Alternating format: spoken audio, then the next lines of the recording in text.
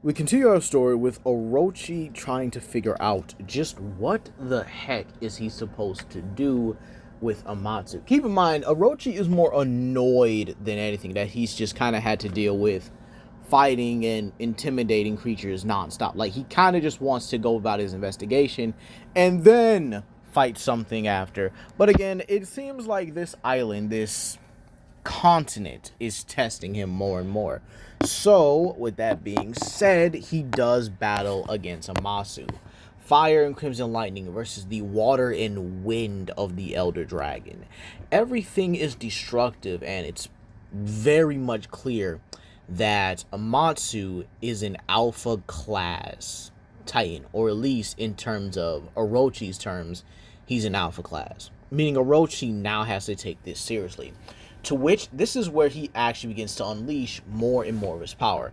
Amasu tries to use his water attacks. This is where Orochi then either burns it to create a smoke cloud, and then unleashes a second fire blast to actually harm the likes of Amatsu. The back and forth does go on for a good minute here. Anytime Amatsu tries to get close, Orochi grabs it with its arms and just straight up slams the dragon into the ground. But now he sees that these creatures are more intelligent and they have kind of a sense of what's the word I'm looking for here? A sense of dominance, if you will, or a sense of hierarchy. This is where Orochi gives the Elder Dragon a very good chance. Bow. Amatsu doesn't. And so Orochi beats the crap out of it. Because again, he still has it in its grasp here. It just slams it to the ground, just keeps it there. And this is where eventually, after a good beating, Amatsu bows its head, submitting to Orochi. And Orochi simply tells it to leave and do not come back until he says so.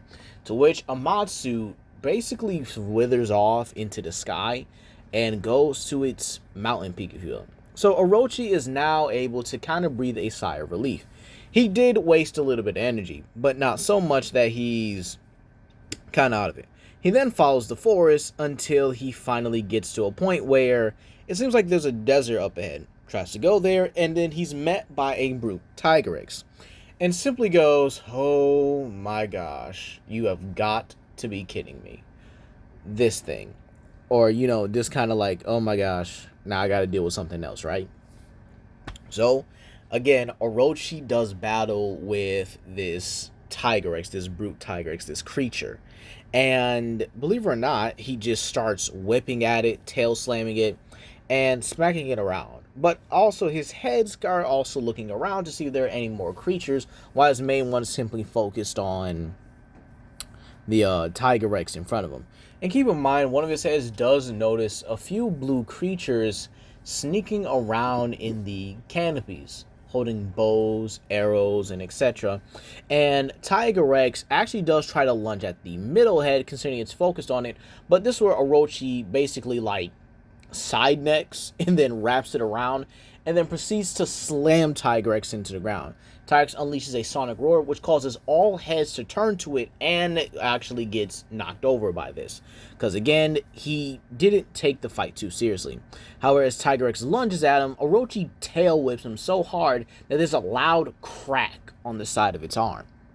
It broke it. But this is where Tigrex begins to get bombarded by the arrows of the Navi, the Ashen clan here.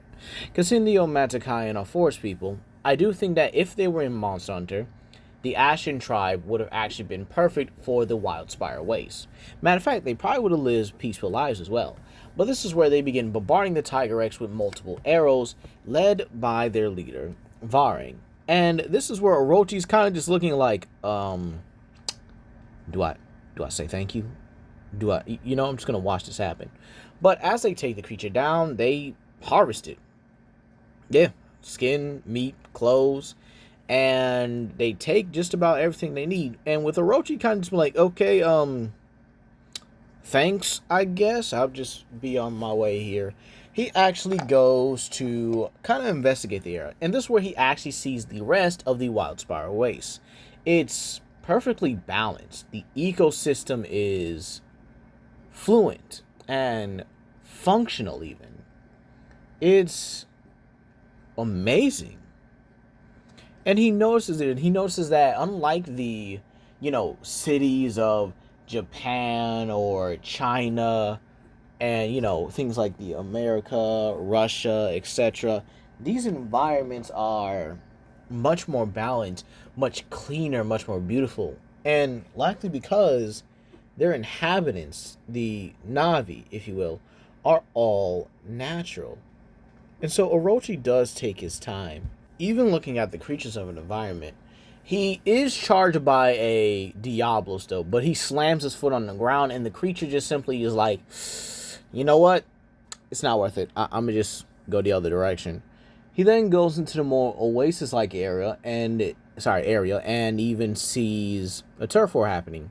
A Baroth versus a Gerototus, a Kuluyaku stealing eggs, and the local herbivores of the region.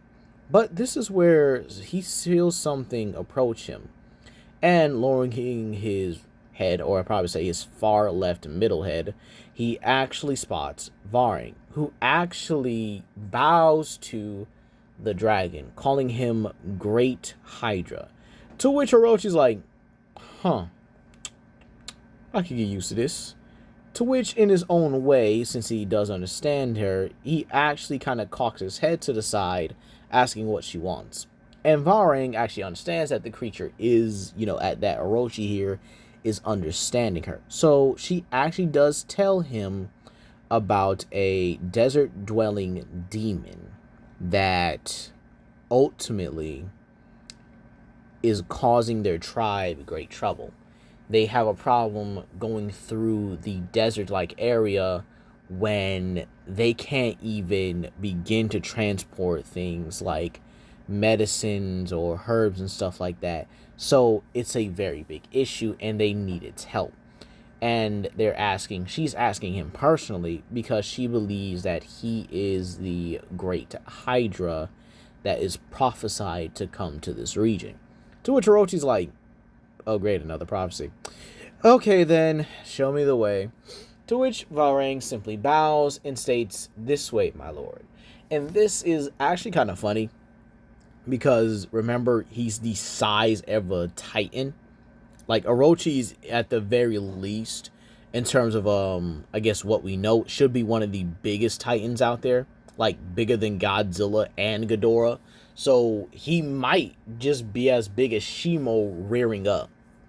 I don't know, I just find it funny because again, Varang is just like so small. Sure, she's bigger than a human. So just imagine her leading on this big giant hydra throughout the Wildspire Waste region.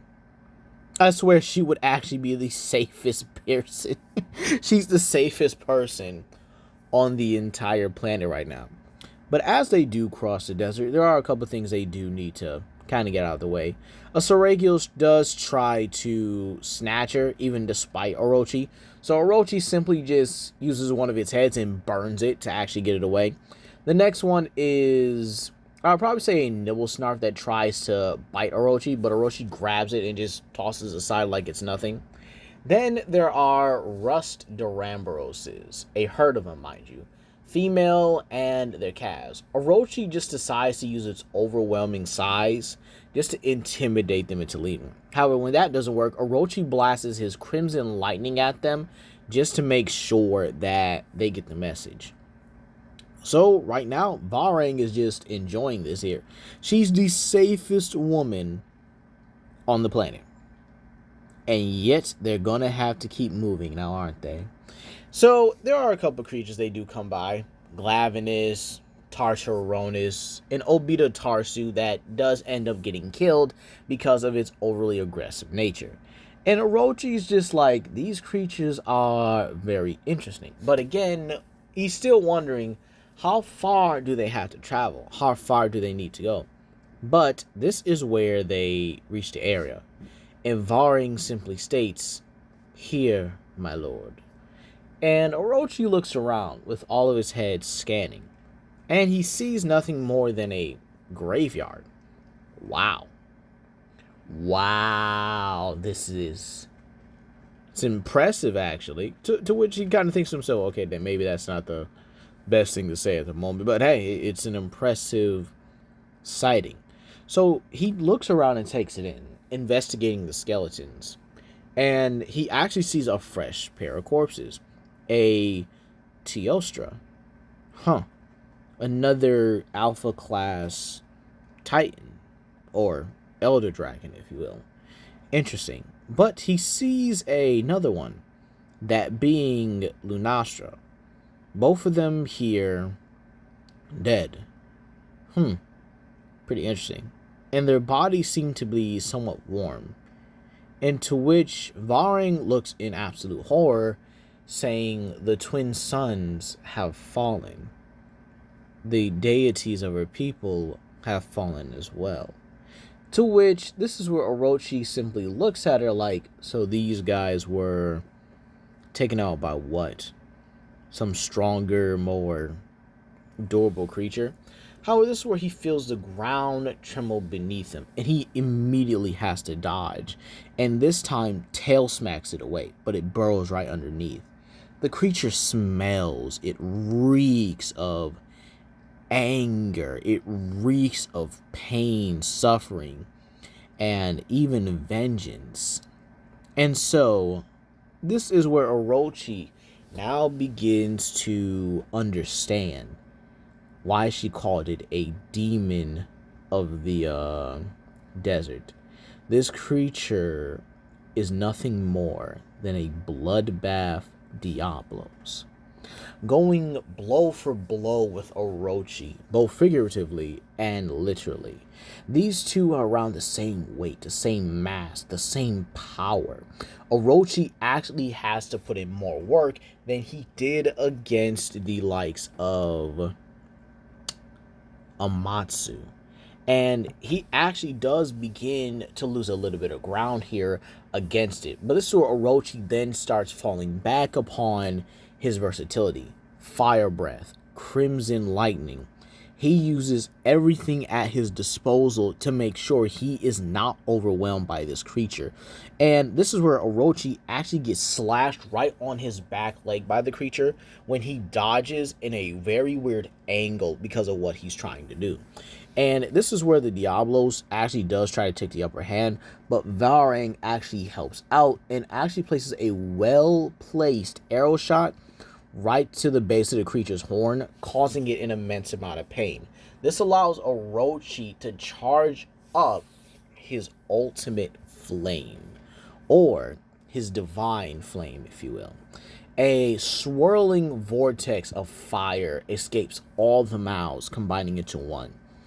And this ultimately roasts and even incinerates the bloodbath Diablos. And its screams can be heard and even faded across the likes of this new world.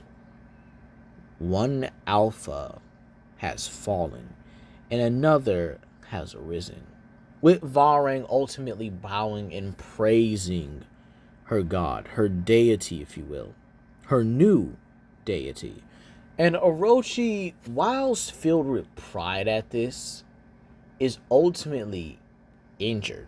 He needs to rest, and he needs to immediately. So, after getting back into the more oasis-like of the region, Orochi finds a cave network. Keep in mind it's getting dark, by the way. And he actually sees Varang entering in a much more narrow path into the cave. One where a lot of the large monsters cannot get in. And so Orochi rests, allowing his natural Titan healing factor to actually kick in. And Varang herself goes back to her people telling of the experience. The next morning, Orochi is bestowed upon with gifts. Many of them, mind you. And some of them are edible, to which he does eat a large majority of the, well, edible ones, quite obviously.